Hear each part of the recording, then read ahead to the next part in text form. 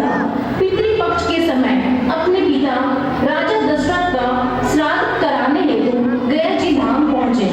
तब ब्राह्मण ने श्राद्ध हेतु आवश्यक सामग्री बताई।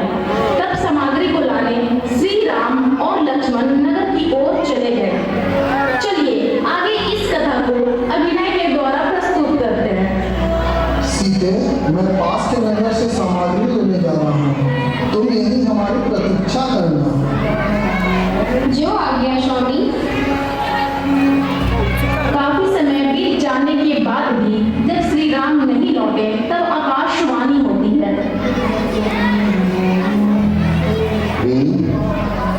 पुत्री, श्राद्ध का समय बीता जा रहा है, संध्या काल होने वाली है, पिंडदान का शुभ मुहूर्त सूर्य अस्त तक ही है।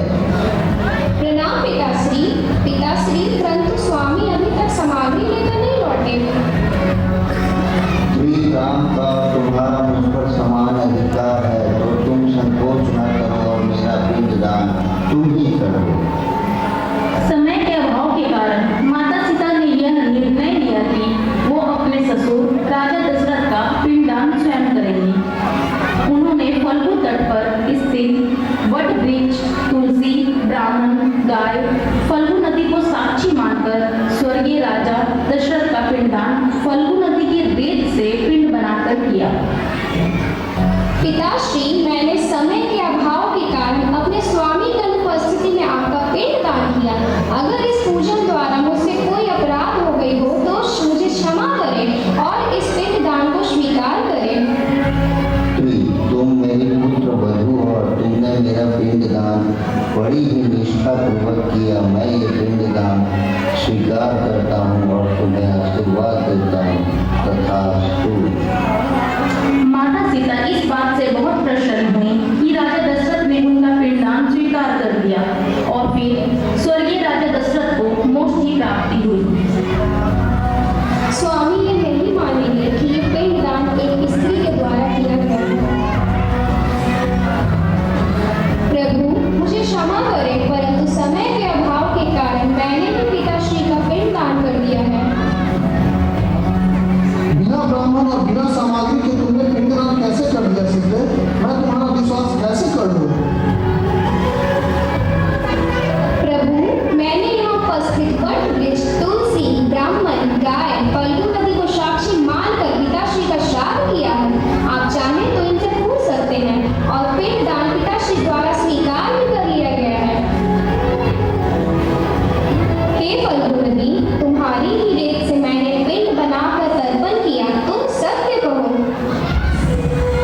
माता, मैं अपनी बहती धारा में मग्न थी, इसलिए मैं नहीं देख पाई।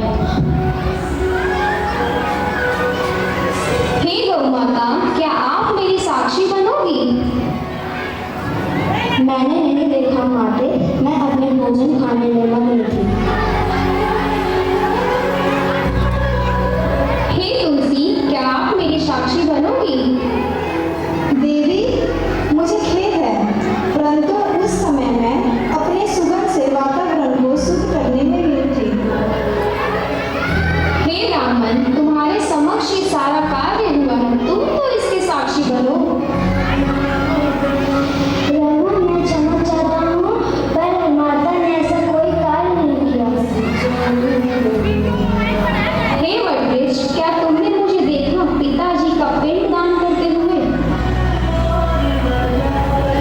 जी प्रभु, मैंने देखा था मैया ने फल्गु नदी के रेत से पिंड बनाकर आपके पिताश्री का श्राद्ध कर दिया। सीते, मैं तुमसे क्षमा चाहता हूँ जो मैंने तुम पे संदेह किया। मुझे क्षमा कर दे सीते। नहीं स्वामी, आप ऐसे नहीं बोलिए, बल्कि इन्होंने झूठ बोलकर मुझे गलत साबित किया है, इसलिए मैं इनको श्राप देती हूँ।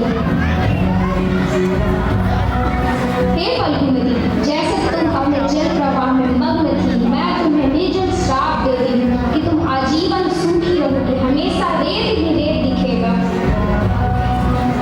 गौ माता, मैं तुम्हें श्राप देती हूँ, जिस मुंह से आप झूठ